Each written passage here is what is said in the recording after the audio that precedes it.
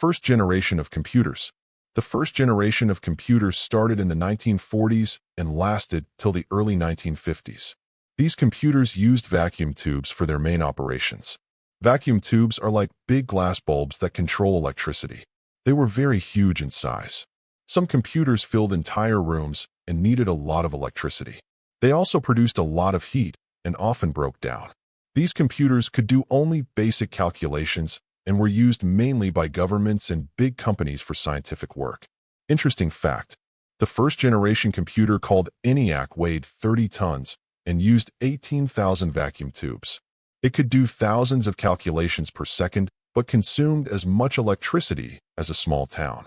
Programming these computers was very difficult because you had to connect wires manually. If this video is helping you, consider subscribing. It really supports the channel. Second generation of computers. The second generation began in the late 1950s and lasted till the early 1960s. The big change was the use of transistors instead of vacuum tubes. Transistors are small devices that control electricity, and they are much better than vacuum tubes. These computers became smaller, faster, cheaper, and more reliable. They used less electricity and did not produce too much heat. They were used for business calculations, payroll, and simple data processing. Interesting fact, transistors made computers practical for companies. One famous second-generation computer was the IBM 7094. For the first time, people started using programming languages that were easier than before. This generation also introduced magnetic tape for storing data, which was a big improvement. Third generation of computers. The third generation started in the mid-1960s and lasted till the early 1970s. This generation used integrated circuits. An integrated circuit is a small chip that contains many transistors together on one piece of silicon. Because of these chips, computers became even smaller, much faster, and more powerful. They also became affordable for more organizations. These computers could handle multiple tasks at the same time and were used in schools, hospitals, and businesses. Interesting fact, the third generation brought the concept of operating systems that could manage the computer automatically. Keyboards and monitors started becoming common. One important computer from this time was the IBM 360 system, which was very popular in companies. This generation made computers faster by many times compared to the previous ones. Fourth generation of computers. The fourth generation began in the 1970s and continues even today in many ways. The main technology used was the microprocessor. A microprocessor is a single small chip that contains the entire central processing unit or brain of the computer. This made computers very small, very fast, cheap, and personal. For the first time, ordinary people could buy and use computers at home.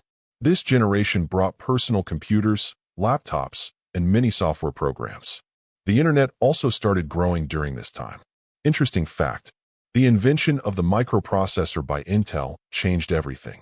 Computers like Apple II and IBM personal computer became popular. This generation introduced graphical user interfaces with mouse and icons, which made computers easy for everyone to use. Games, word processors, and spreadsheets also became common. Fifth generation of computers. The fifth generation started in the 1980s and is still continuing and improving today. This generation focuses on artificial intelligence, parallel processing, and very advanced technologies. Computers in this generation can understand human language, learn from experience, and make decisions like humans. They are extremely fast and can handle huge amounts of data. We see this in modern smartphones, supercomputers, voice assistants, and smart devices. Interesting fact, fifth generation computers use technologies like artificial intelligence and machine learning. Examples include voice recognition in Siri and Google Assistant, self-driving cars, and advanced robots. Scientists are still working to make computers think even more like human brains. This generation is all about making computers intelligent and helpful in daily life. How the generations changed computers. From the first to the fifth generation, computers became much smaller in size, much faster in speed, much cheaper in cost, and much easier to use. The first generation filled entire rooms, while today we carry powerful computers in our pockets. Electricity consumption decreased and reliability increased with every generation.